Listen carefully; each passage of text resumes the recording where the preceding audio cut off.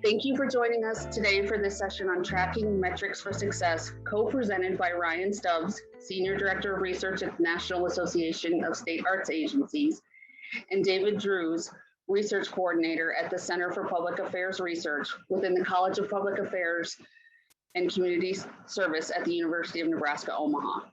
We are lucky to have both men here today to help us navigate data research and how to gather and present the data we need to show our success. If you attended the keynote speech earlier this week, you saw Senator Flood present research from both our presenters. Ryan will present first, and I believe he is on screen. Yes, he is. So you can see him. Ryan directs NASA's research team to provide high quality information for the benefit of states' arts agencies and the arts and culture field. His areas of expertise include public funding for the arts, state policy and the creative economy, as well as states' arts agencies' funding services, operations, and grant making. He oversees a research portfolio that includes dynamic data visualization tools, field surveys, and research customized to the needs of our state arts agencies, including NAT. Ryan also represents state arts agencies and NASA at state, regional, and NASA research forums, and serves as NASA's primary research liaison to federal agencies, foundations, consultants, and scholars conducting research on public support for the arts. He has more than 10 years of professional experience in the field of arts research. And prior to joining NASA, he served as the Director of Research for the Western States Arts Federation, where he specialized in analyzing state and local creative economy data. He implemented web-based research technology and launched an initiative aimed at supporting independent music. He has experience in state government as a capital construction analyst for the Colorado Department of Higher Education and in economic development as a business manager for Adams County, Colorado. He holds a master's degree in public administration and urban and regional planning with an emphasis in economic development planning from the University of Colorado, Denver. I'm going to allow Ryan to start his presentation, and then I will introduce David Drews when he comes on to do his presentation. Let's welcome Ryan. Thank you, Jennifer. Thanks for that introduction, and good to be with everyone today. I'm Ryan Stubbs, so I'm a middle-aged white male with glasses, wearing a yellow shirt, sitting in a basement in Denver today, and happy to be speaking with you. I'm going to go ahead and share my screen, and hopefully this will work so you can see some slides as we go along. All right, so again, I'm the Senior Director of Research for the National Assembly of State Arts Agencies, or NASA, as we call it. Just to let you know, NASA is the national service organization that is focused on strengthening state arts agencies. And we do that through advocacy, shared learning, and research. And my job is to direct many of our research efforts to help state arts agencies and their constituents. And that's an interesting job because state arts agencies, such as NAC, are engaged in an array of interesting programs and policies to support the arts. One such policy that we're going to discuss today is cultural districts. And today we're going to focus on data and metrics that states are looking to collect to understand their cultural district programs. And I'll try to describe some of those efforts and speak to why we want to collect data and show some examples of how to utilize data. So I'll try to also show some examples. So to give you a little background on cultural district programs across the country, just as context, there are now 18 states with formal statewide cultural district programs. And programs have different names such as arts and entertainment districts or creative districts, but we use the term cultural districts to refer to these programs as a general term. And Nebraska is actually the latest state to implement and pass a cultural district program. The first statewide program originated in Maryland or Rhode Island, depending on who you ask, and that occurred around 2000, 2001. So we've had 20 years of program growth in this area, and at this point, and there are definitely opportunities for shared learning from your colleagues that are managing districts and collecting data about these districts and their efforts across the country. Our latest count, which I think happened last year sometime, we estimated that there's over 343 unique state certified cultural districts across the country, and this number continues to grow and fairly rapidly, because in 2013, the last time we did a count, it was 206 such districts. And all of those districts are collecting data of some sort. Sorry, need to go up to this slide. So here's a sampling of the types of data that states are collecting across the country. And these data range from the demographics of the districts and their surrounding communities to socioeconomic statistics to questions about individual business characteristics. And there's really a wide variety in the individual data points that are being collected by individual states, but there's also a lot of commonality in the types of data that everyone is trying to collect. So I think an important thing to talk about here is, why are we collecting data? Why are so many people engaged in these programs, and why are we collecting data about them? Why is that important? So cultural districts are somewhat unique, somewhat of a unique program at state arts agencies, because most of them are authorized by state legislatures. And there's a lot of state arts agency programs that are driven from the enabling authorization for those particular agencies and the work that they do. But this is a specific program that in many cases has legislative authority or backing to it. And so given that environment, the need to collect data is heightened, and in some cases can actually be part of the legislation. So a simple answer here for why we collect data is because it's required, or we have to do it, but that isn't a real reason. And so while sometimes data collection can be painful and difficult, it's also a necessity to be able to understand our programs and policies. So a great reason to collect data is to do program and policy evaluation. So from a policy perspective, we want to know if a program is working. Is our program having the desired outcomes that are contributing to the public good?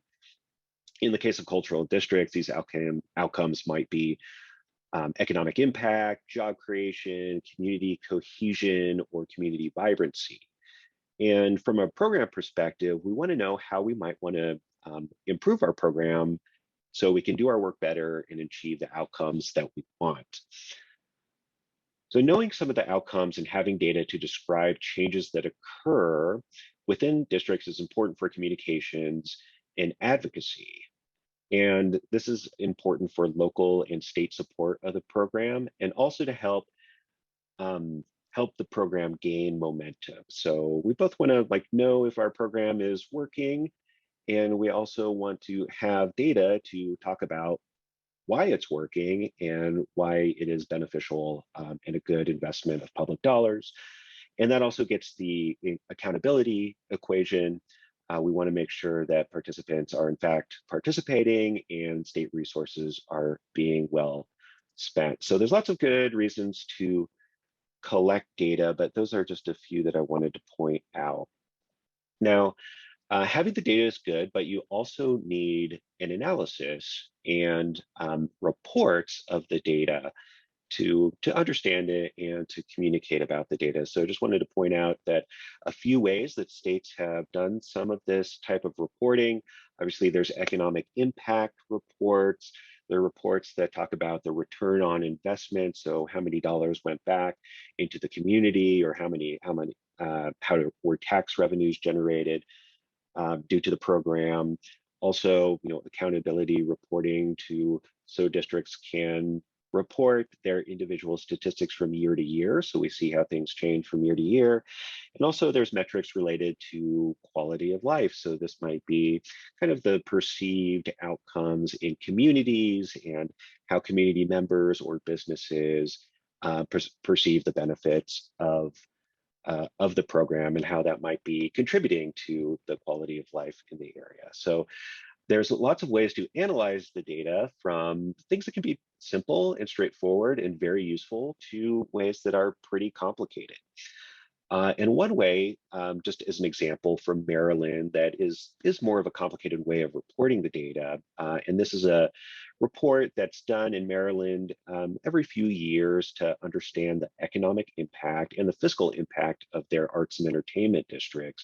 And they do this in collaboration with a university in Maryland called Towson University. But this is just a good example of a report that shows some really hard data about how this program has achieved certain economic benefits. They're able to say things like the program contributed to more than 1 billion in total state GDP during fiscal year 2018.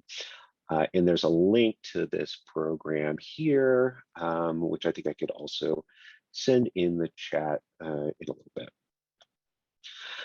So now I wanted to turn to a couple of examples of utilizing data, and hopefully these examples will lead into David's presentation fairly well as we talk about, okay, what are some actual data points that you can actually collect from the census? And here are some ways that they can be displayed and be useful. So one example that I wanted to show is just some work that we do at NASA that is trying to look at where grants are going across different states and who are what are some of the underlying population demographics. So there's all kinds of crazy, not crazy, but there's all kinds of, there's a large amount of demographic data within the census, and all of that can be pulled down and utilized in different ways. But this is one way that we've been looking at, and we're trying in this particular dashboard that I'm showing you, we're looking at populations of color across Nebraska and where Nebraska Arts Council grants are going relative to the census tracts where populations of color reside, and just by different percentages. So one thing that might make this seem a little more accessible if we zoom in. And so here we see both the location of Nebraska Arts Council grantees as well as project activity locations. So we see lots of these dots across the map, meaning the grants and the activities are taking place all across the state in various places. But when we want to get a better idea of how those grants might be at least taking place or having activities in communities of color, we can look down at the census tract level and see where there are higher percentages of populations of color across the state. And here, of course, we're zoomed in on Omaha.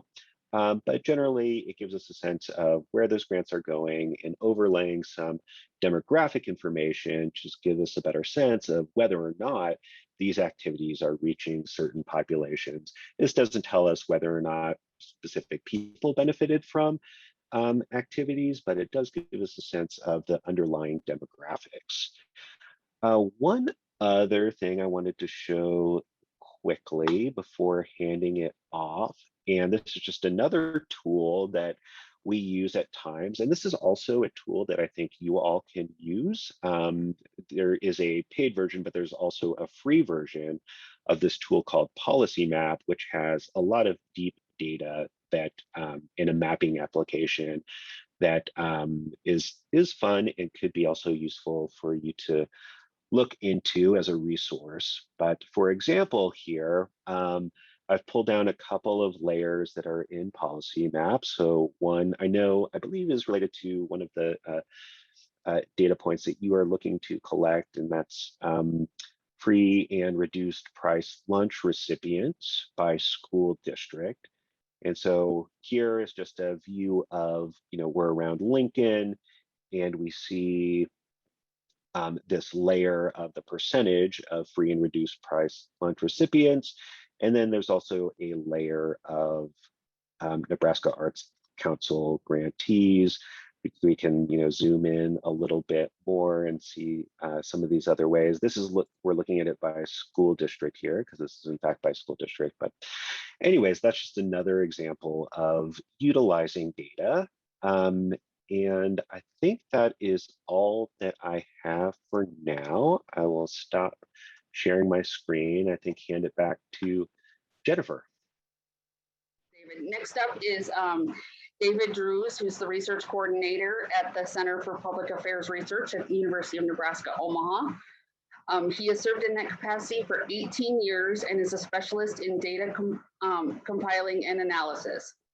David works with the Census Bureau and its data extensively and is widely quoted in the media. A native Nebraskan growing up near Columbus, Nebraska, David completed his bachelor's and master's in agricultural economics from the University of Nebraska-Lincoln. And with that, I will turn it over to David. Thank you so much for being here. Okay, thanks for having me. We do presentations quite often. Sometimes they're about like local trends that are happening demographically. But today I'm going to walk you through more of a technical how-to of how you would use the Census Bureau and associated websites to find data of interest. Sometimes we need to have that in our programs or for proposals or evaluation. So we do want to have some of those background statistics. So that's what I'm going to walk you through.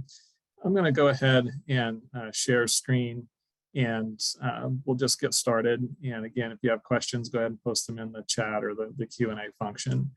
But this coming on the screen here will be the Census Bureau's main data portal. It's called data.census.gov. That's what you type in to get there. And it's made to be user-friendly for the novice user all the way up to very advanced technical folks. So it's gonna, they've had a system like this since about 2005. This is the third major iteration of it. So we're starting to get very familiar with this new version that came out a couple of years ago. So it has a search bar right in the middle. So if you kind of know what you're after, typing in a couple keywords and a couple geographies usually will take you right to information that you're after. So let's say that you were looking for the population and your arts district was downtown in Omaha. So that would be zip code 68102. So you can just type in total population or population, however you want to take a look at it, add that zip code and hit the little search key here, and it will take off and go and give you some various results right off the top. So this is what I like to call the hit list. Okay, so it's not something related to crime, but this is our list of top hits for that search that we did. So when you look, there are a couple different options. So one, we can get population currently, current years, you can see them here. Otherwise, you could go back to the decennial census and get the official head count at that point in time. You can see this one is from a survey. So it's not a full head count, but just a sample of folks that they then use weights and other measures to get it up to the full population. So I'm going to click on that just so you can see how that will load. And it did recognize my geography. Sometimes it does, sometimes it doesn't. So I'll show you how to go get that information for comparisons and things like that. Also notice that it went to this 2019 ACS 5-year detailed table. So smaller geographies, those with less than 65,000 population, are going to have 5 years of surveying accumulated together so that they can release one set of accurate numbers. So that's the way it's done. You can very quickly and easily go back and see a different point in time.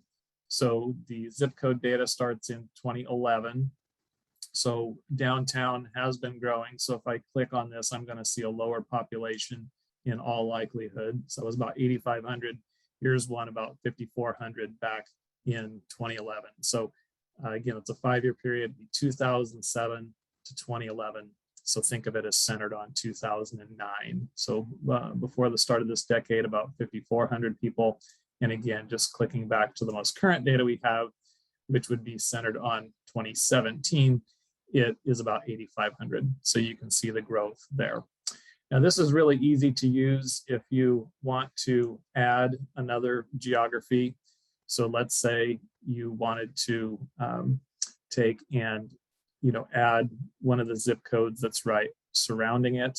So I'm going to go into Nebraska to help refine our search. And then you can either use the search key or just scroll down. So I'm just going to go take 68105, which will also be in the area, and see what its population has done for comparison. So you can see that 68105 is a much larger zip code for population, almost a little more than 23,000. So that's how you go about getting some initial data. All right. So there are other ways to get information. And let's say everybody understands what a zip code is. So that's why I like to use that as an example. But there are also more targeted geographies as well. And Census has another one, more of a neighborhood style of information. It's called a census tract. So they have about 4,000 people on average. I'm going to go up here and show you how you can select that from the map rather than kind of that drop down menu. So it's taking me in here. It's remembering what I did to look at those couple of zip codes. But now let's say we want to get one of these census tracts. So simple drop down menu, have to scroll down a little bit to get where we're going. Here's tribal census tract, it's a little bit different. So one more click down, here are our census tracts. Notice the zip codes are back here too. So we just for perspective, we can select data right from the map here. So let's say you wanted information for 68108. All we have to do is point and click, hit the select button, and it is updating the data right here. So then you can go click on the zip code and it will tell you its exact population without having to go to that other screen. So about 14,000 and 68108 for that example. Okay, but we want to look at these census tracts. So I'm going to click on that because again, this is more of a neighborhood style for downtown. It's smaller than the zip code. So again, I'm just going to click back on the zip code really quick because it should remember what I had. So you can see that 68102, the downtown zip code, does go quite a ways to the north. This is about Cummings Street and a fair ways to the south, like past Pacific. Whereas when we go into that zip code, you can just kind of remember where that was relative to Dodge Street here. Clicking on that, we can see it's a much more targeted area. So sometimes that's of use. So I'm going to click onto that to select it, tract over here, and it will provide the information, or again, you can click on it and it will tell you that now this much more smaller neighborhood, about 5,000 population, which was well below the 8,500 that we had the full zip code. So once you've selected a geography, and the reason I start there is that all data is tied to geography. So whether we're looking for home ownership or age or education levels or whatever the topic might be, it's all tied to geography. So we have to start there. So that's why I want to show you this other little tool here in case you don't know your geography. You might know an address, but you don't know for sure what the zip code is or what that census tract would be. So we have on the Census Bureau website what they call a geocoder, where you can type in an address and get the specifics of the census geography. So there's a couple of options here. We're not doing a whole batch of addresses and like multiple ones. We're just going to do one at a time. So either of these top links work. One is to fill it out just in one line. Another one is to give you the street and the city and the state. So either one works just fine. I'm going to click the one line and it's going to pull up the menu here. We're going to use the current default vintages of the geocoding software. So I'm going to type one in North Omaha, so 24th and Lake. I'm going to go 2401 Lake Street, Omaha, any, and you don't have to put in the zip code. It will find it for you. Clicking find here, and it's going to pull up the specifics for the geography. It's not necessarily in a very clean or pretty format. It's got a lot of latitude and longitude and a lot of other detail. But the first thing up here is the matched address that it found for 24 Olin Lake shows me that it's in zip code 68111. So that would be something to remember if we want to analyze that geography. And then it kind of goes through and lists, okay, well, what state is it in? That's not hard to guess. It's going to come up as Nebraska. Then what county is it in? We probably know that without too much trouble. That's Douglas County. It'll list out a specific census block, although we're not interested in quite that small a geography. But at the bottom here is the census tract. So notice that it's given me the tract name, which is Census Tract 11. So if I go back into my results here, I can, again, the system always remembers where I was. So I can go ahead and just click on tract 11 here to select it, and it will spit me out its information. So again, click on it, and this is about 3,200. So remember, I said on average, there are about 4,000 people, and that's what it's showing for this point in time. So that would be how you go about getting some information for a specific area. All right. As one of the handouts that I had shared with Jennifer in advance, we have kind of this step-by-step guide for common tables that you can use in the system to find demographic data of interest. So you can kind of read this on your own time, but there's 4 main tables that they use. One is about population items such as age, sex, and race. That's either file 1 from decennial or this more current American Community Survey. It's now numbered 5, and you'll see why in a second. Social items such as education, place of birth, like in the United States or outside the United States, language spoken, things like that in profile 2. Profile 3 has economic items like income and poverty and health insurance coverage. And finally, item 4 or table 4 is on home ownership and other types of housing items. So I'm going to show you both a profile for one point in time, and then you'll notice there's the CP for comparative profile, and that takes and looks at values over time, side by side. So you can see some trends that way. So I'm going to go back into the browser, and whenever you want to kind of start from scratch, you can either click on this census icon in the upper left, or go ahead and type it into this bar up here. And I'm going to do not remember my geographies. This is a new feature on the system where it'll remember those, but I'm going to not remember those and type in a new search. So when you have the table number, and that's the value in this PDF handout, is that when you search on that, it's going to work every time. Okay, so DP04 locks me into that particular table. Then I'm going to look at for the Benson area, zip code 68104. Click enter on that, and it should come up. I'm still right now in map view, so it did take me into 68104, which is up here. It has 15,000 people, just for reference. And then that's actually a housing units probably. I didn't look that close, but I click into the tables so we can see kind of our first line here. And yeah, that was a housing units. That zip code has about 36,000 people. So that's why I knew that wasn't quite right. So you can use and see the detail of this data for like some of the age of housing. That probably doesn't apply here, but again, a lot of the urban planners like to see that type of information. I wanted to scroll down to the home ownership area and see this here. So out of 14,000 occupied units, about 8,000 are owner occupied, or 57%.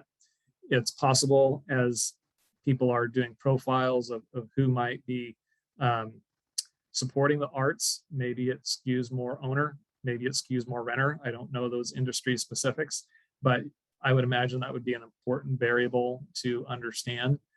So we can again see that information right there for what portion are owner occupied, about 57%.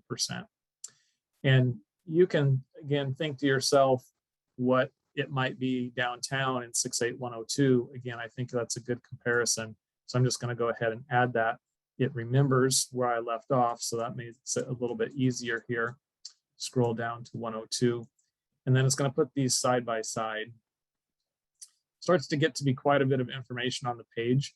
So I'm going to toggle off these margin of error, which are just kind of a statistical accuracy measure, and most people don't use it. So that cleans up the page quite a bit. Then scrolling down again, we can see the home ownership rate downtown is significantly less than what it is in the Benson area. So only less than 15% there. Another reason I pulled up this table is, again, it has some data that relates to some of the items that you guys are looking for in your proposals. So Jennifer had sent this before, and one of the stats was average monthly rent for a 1-bedroom apartment. The census data isn't quite that specific, but what it does do is give you some values of median rent paid overall.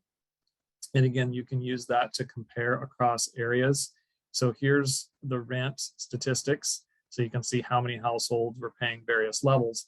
But perhaps more interesting is the median midpoint level of rent paid. And you can see that that's about $200 higher per month downtown than what it is in that Benson area.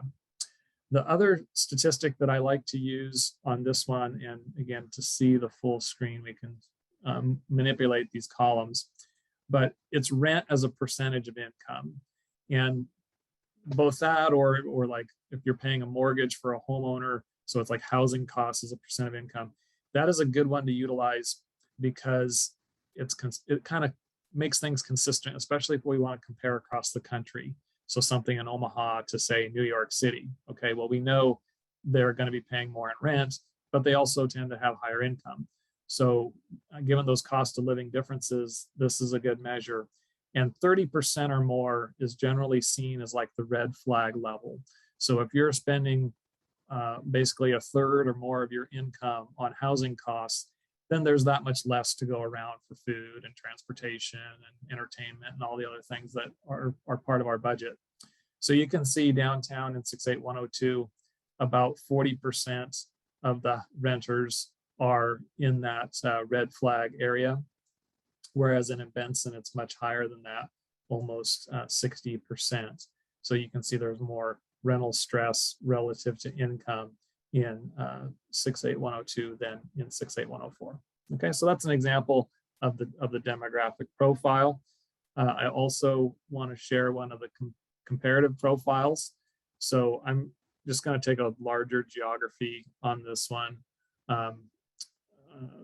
Take comparative profile, start with 05 and take the Douglas County, Nebraska. Just type that in. We'll see if it hits that search geography or not. Okay. So right now it's defaulting to a 5-year look. So comparing the last 5 years to an earlier 5-year period. That's when you want to be really exact and accurate in understanding population change. But what I want to see are the annual data. So I'm going to switch over to the yearly look at this.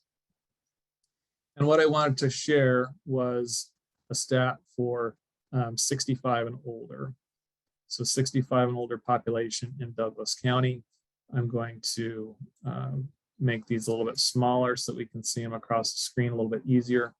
But as our baby boomer population ages and more each year age into the 65 and older demographic, this is a value that's been rising over time. So we can see how it's going back through various years in time, and each and every period it is going upward, or the older data has lower values. So again, you could kind of do some quick and easy trends or a line graph or something to understand age 65 and older, because again, seniors might be some of those who are more supportive of the arts in general.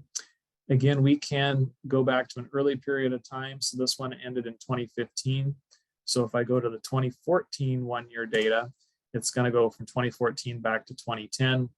And scrolling down to that 65 and older demographic, again, you can see how it's continued to go upward in more current times, or as we go backward in time, the values are less and lower. Okay, so that's would be on 65 and older population. They also have one on whether or not a household has at least one person who's 65 and older.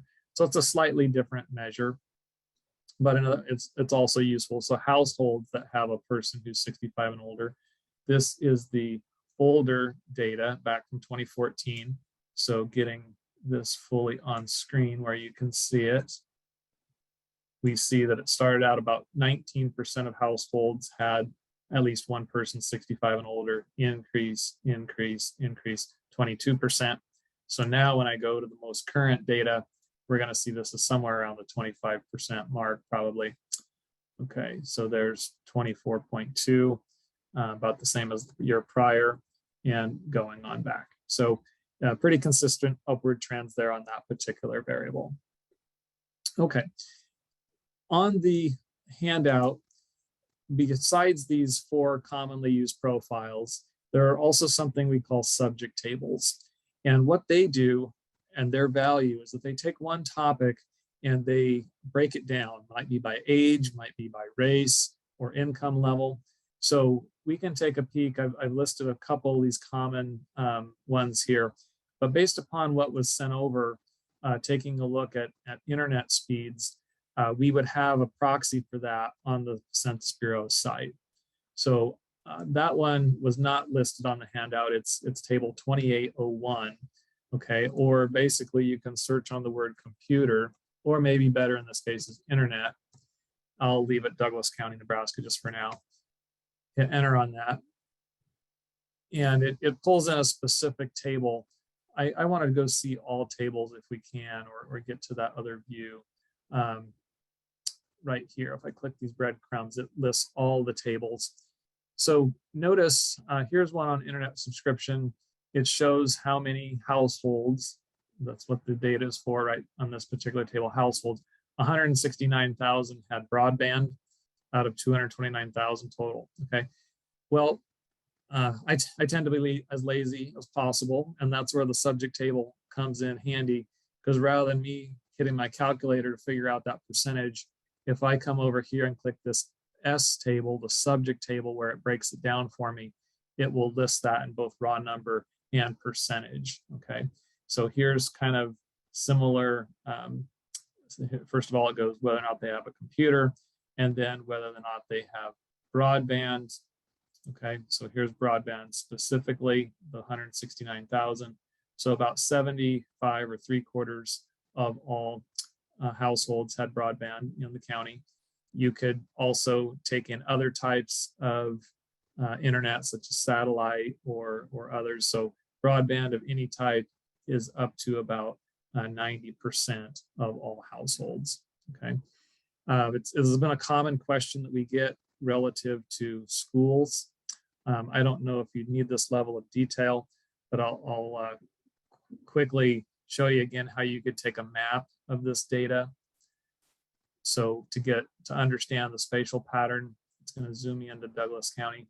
But I'm just going to select on the zip codes again, and it'll show them here. And the key thing about making a map is I want to be centered in the map before I start. But I'm going to select the geographies. Just hit the select button, then scroll your cursor over. Usually I have to do it twice. So here's all the northern zip codes. And then here is the southern set of zip codes. And a 1 year, again, doesn't work for zip codes. So let's see if on 5 year, it'll pull in some data. It does, but we have to kind of understand the statistic being mapped. So this is just total households. And we want to go down into that one where it was percent with internet. So this is total. I want to go down to the percent columns. And then we want percent of households with internet broadband of any type. I think this one will get me where I want to go. So remember that was 90% for the county, but then some of these categories you can see are in the 60s and 70s. We can customize the map to make it more the way we want to use it. So generally speaking, I like to go with 4 categories, kind of like a high, middle, and low. And then I like the red to blue color scheme because that makes it easier to see. So again, we can click on any of these values. The North Omaha area, only about 2/3 of households with broadband internet, whereas say out in Elkhorn, over 90%. So you can see that quickly and easily. And there's a few ways to manipulate the table to change kind of the classification. This is an equal number in each category. So again, you can see how the areas east of 72nd Street are much more trouble with internet access than to the west around the periphery of the city. Okay, so lots of things that can be done here. There's one more example I want to get to before questions, and that is on this one regarding free and reduced lunch. I know that Ryan had some data on that, but this is a standard variable from the Census Bureau where you can get it for any geography that you would want it for.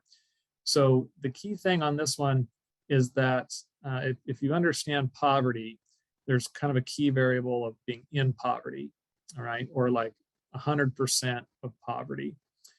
When it's free and reduced lunch, that goes up to 185% of poverty, or 1.85 times the poverty line, okay?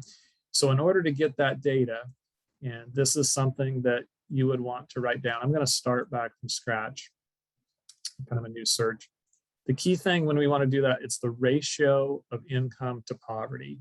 So when you want to find that data for free and reduced lunch, or understanding how many people are at twice the poverty line or things like that, the word ratio is the one that we need to search on. So that would again be something to write down.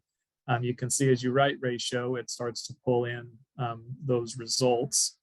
So it doesn't really matter what geography I'll take. Well, let's take that North Omaha example that I used in the 24th and Lake, ratio of income to poverty right there. And then again, there's a variety of different values in the hit list. The one that'll be available for all areas is a table that starts with C. I mean, it's a collapsed table or a condensed table. So it has a little bit less data, so it's going to be available for all areas. So I'm going to click on that one. And this is where you do have to do a little bit of calculation to understand the situation. So we are in our most current time frame for this North Omaha zip code. Below 1 or 100%, like I mentioned, this is in poverty. So we could figure out, just sum this together divided by the total, and that's how many are in poverty. We want to have all of these that are below 185% of poverty. So I'm going to bring my calculator over here and just type these in quick. So we have 3569 plus 4293 plus 2588 plus 2226 plus 2107. So we have about 15,000 out of the 22,000 in the area being kind of eligible, so to speak, for free and reduced lunch. So divide that by the total of 22,551 coming from right here at the top line of the table. So we can see a little less than 2/3, about 65% would qualify for free and reduced lunch in that particular area. So again, the key word on that one is ratio. You can get this table by age as well. So if you need to have a program for school children, I'll just click on it so you can see the structure of the table. Again, we could add up kind of this elementary ages and the high school ages to understand, you know, what the specific needs of children are as opposed to adults. But generally speaking, the total population works well as well. So I see some chat things, questions. So I'm going to